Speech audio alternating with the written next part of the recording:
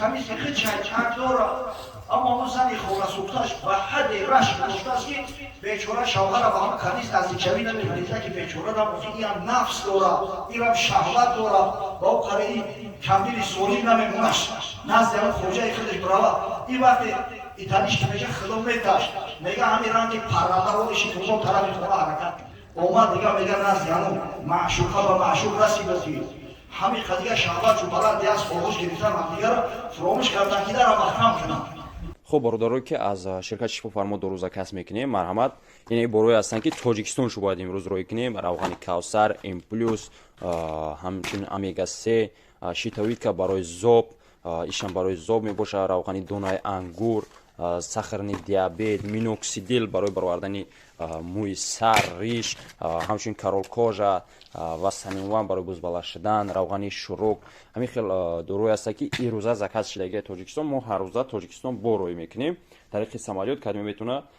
لازمش باشه زکات کنه هر روزه رو میکنیم تاجیکستان 2-3 روزه میرسه. السلام علیکم و رحمت الله. صحیح بوده است بیچاره یک کنیزی صحیح جوان داره کنیزی خیلی چند داره اما اون زنی خورسوکتاش و حد رشک داشته است که بیچاره شوهر با هم کنیز نزدیکشوی نمیمونه با هم مال حلالی خودش همیشه سعی میکرده است که ای شوهر بروش بکنه او در حمام آن زن ناگهان یادش آمد تشت در خانه خدا یک روز حمام میرود زمان همین کنیزک هم خطیش بود است وقتی در حمام میدویم نگاه میکنه که تباره را فراموش کرده تباره سرشویی را او زمان پیش اگه جا این کران آب بود اگه جا این دوشیوی بود آب میگرفتم در تشت همون آب قطعی میشست از سر تهم شد و همین تشت تباره را مرکز خونه خودش بیاورد در حمام میدویم دیگه میکنه تباره نیست با کنیزه گفت رو این مرغوار تشت سیمین را زخانه ما بیاد کنیزه که از اون بچه هم بخواه برد همون تباره سیمین هم بیاد سیمینش یعنی نترگی این نترگ بزن گشت پران جانب خونه شد این کنیزه که بیچاره را مفیدی هم نفس داره این هم شهوت داره با او قرعی کمبیل سولیم نمیمونش نزد اون خوجه خودش براوه این وقت ایتانیش که میگه خلو میتاش میگه همین رنگ پرنده روشی که اون طرفی خونه حرکت کرد خوجه را در خانه در خدمت بیاد هر دو عاشق را چنان شهوت نبود که احتیاط و یادی در بستن نبود اومد دیگه میگه نزد همون معشوقه و معشوق رسیدتی همین قضیه شهوت جو بلد از فروش گرفتن هم دیگه را فراموش کردن که در محکم کنن یادش آمد در زمان زن حاکمان چون فرستادن و سوی وطن یک زمان عقلش اثرش زد تو خونه بسوزه این قصر ایسان این دور کپیدی هیچ که بدستی خودت برویش کردی اثرش همین یک نمود گیل هست گیلی خشبو زمانهای پیش قدر صابون زیاد نبودی در همون با گیل میشستن سر و روارا همون گیل علاقه در سر اون شکیدگی دست تیز سر و سیما دیگه همون شست روزه کرده طرفی خانه حرکت کرد سوی خانه رهبران چادر کشید طرفی خانه اومد میگم چادرش قطعه دیره کشیده چون رسید آزم و خانه در کشید بانگی در گوش ایشون در کشید اومد وقتی که در کشید در جرقص کرد آوازی در ای بیچاره زایی قدیم کنیزک کشیدیدم آن کنیزک جسم آشفته از ایساز اگه کنیزک بیاشفت چکن ای همین روزنه پری بودن دریخ برد ای مردک بیچاره تری وزبین ای بوش بوریچه اومده نتونه مرد در جسته در اومد در نماز این بیچاره ای باش راست پری کستم طرفی قبلک از اونجا بیو نماز خوریست خواهیم شید شوی خود را دید خواهیم در نماز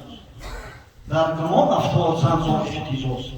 وقتی شامه را دید که در نماز خواهیم ایستاده خیلی زنک مردم بسیار با فراست بشود دید که کم کم میلرزد در هیجان را این بچه عجولای کار خیزونگرش این خودش بیچاره در تشویش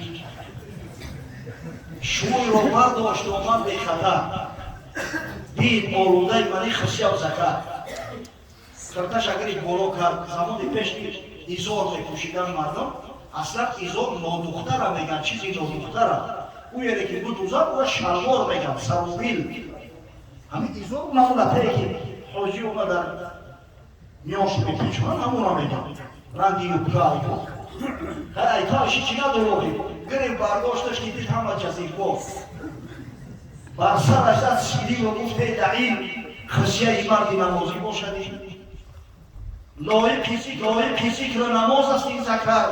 این چنین را رازی های پر نظر یک مشت در پشت کلش بود خونت بسوزا و همین شکل صورت آیا همین شایسته است نه که اون طرف قبلتی که در نماز میستی چه بود هستی های که مقصد و حضرت وقتی که پیسرم میورد بعد نصیحت در واقع به شروع میگه وقتی مردم هر نهان پیدا شد همز خود هر مجرم رسوا شد همین فرد و روز قیامت یکم چیزی پنهان کردن نمیتونید هر چیزی هست آشکار است دست گوید من چنین دزدیدم لب بگوید من چنین پرسیدم چشم گوید کردم غمزه حرام چشمکی های زدگی تا چشم گوری میتن فرد روز قیامت گوش گوید چیدم سبل کلام فرج گوید مردی کردستم زنا پای گوید من شدستم فامینا الیوم نختم علی افواههم و تکلمون ایدیهم و تشهد ارجلهم بما کانوا یکسبون الله جلال میگه و به ترس از اون روزی که در دهنها مهر میزنه پروردگار دستها و پاها پیش پروردگار گواهی و شهادت میدن تمام اعضای بدن در اونجا آشکار هر خوبی نکرده میبره و میگه خواه کاری خوب باشد خواه کاری بد پس چنان کافر کان خود به زمان باشدش حق گفتن عینی بیان مسلمانی وقتی کسی میگه که طرز رفتار و کردار میگه اما عملش خودش گواهی بر آن است که الحمدلله مؤمن است و گفتش عمل میکنه قیام شب زوره خدا در محفل کلام شیشتگی همین چند نفری با این شبی گذشته که شب یلدا بود در راستری شب سال بود چند نفری بود میدانیم از تمام حکمتاش و خبر از تمام فضیلتش آگاهیم که خدای تعالی چه درجه و منزلتی را برای قایمین شب میدهد اما افسوس و صد افسوس که عمل نداریم کم از عمل بود فراموش نکنید که در روز حتما پرسیده میشه خدا کنه که به همین گفته هامون و شنوده هامون عمل داشته باشیم که فرد روز قیامت خجالت زده و رسوا نشویم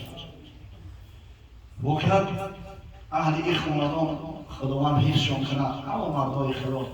همه جوان مردای خادم شریعت پایه‌ها شیخ‌ها بزرگایی که واقعیتی را از پدر و مادر میراث گرفتن همین خدمت دین شریعت یک خصلتی پیدا باید خوب بدارد وقتی یکم محفل معرکه میشود وقتی که علما و قرا به خونه‌شون تشریف بیارند حتما فرزندان میارند و دعا میگیرند در حق این فرزندان دعا کنید این فرزندان خوب صالح و کمال برسند بسیار یک خیلی نجیب است همین پیش زیاد بود افسوس و صد افسوس که روز به روز و سال به سال کم شده است کم شده است انسان در دعا نیست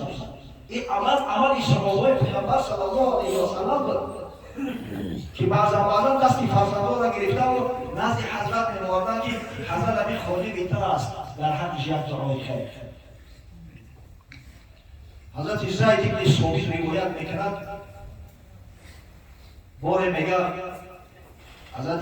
سعد بن عباده رضی الله تعالی عنه دست پسرش قیس رضی الله تعالی عنه گرفته نزد پیغمبر صلی الله علیه و سلم آمد حضرت وقتی دید چون میگه و یک شوق اشتیاق محبت دعوت شو کرد گفت مرحبا بالانصار مرحبا دعوت شو کرد گفت مرحبا بالانصار مرحبا بالانصار خوش آمدید انصاریای عزیز خوش آمدید مرحبا بعد میگه از طرفی دست راست شنان شد میگه همون سر قیس سیده کرد گفت انا من الانصار انا من فراق الانصار من هم بود از همین انصاری ها ما هم همین چوگرهای انصار هستم همین پسرخهای انصار هستم و میگه حضرت سعد ابن عباده گفت که آده خادم و یا رسول الله این خادم دارید نامش قیس است و یا رسول الله حضرت بود در حقش دعا کرد پیامبر معروف صلی الله علیه و سلم دعا کردن اللهم اغفر للانصار و لابناء الانصار ولأبناء الأنصار ولنساء الأنصار خدای انصاری‌ها را رحمت و مغفرت کن، حفظشون کن، فرزنداشون، نبیرهاشون، زنهاشون در پناه این اسمت محفوظ بدار. الله اکبر. ببینید و شرافت دعای پیامبر صلی الله علیه و سلم قیس به جوهری رسید که قسم به الله تصور کرده نمی‌شود. همون جوان اینقدر درجه و منزلت گفته است که حتی میگه انصاری‌ها وقتی که جای بحث و مباحثه میشه، مناظره میشه، در هر موضوعی باشه همین قیس بن سعد همراهش رو آوردن به حیث یک عالم داور. بعد وقتی که طرف مقابل اعراب میگرفتن که شما این بچه ها کیاشه چی آورده ای؟ ولی این ریش نداره، شما این کجا آورده برای رزبار و وسط برای بحث و مباحثه؟ میگه انصار گفتن لو نستطيع أن نشتري لحية لقيس لفعلنا. اگر ما امکان علاج می‌داشتیم که برای همین قیس همیشه بخریم البته می‌خریم.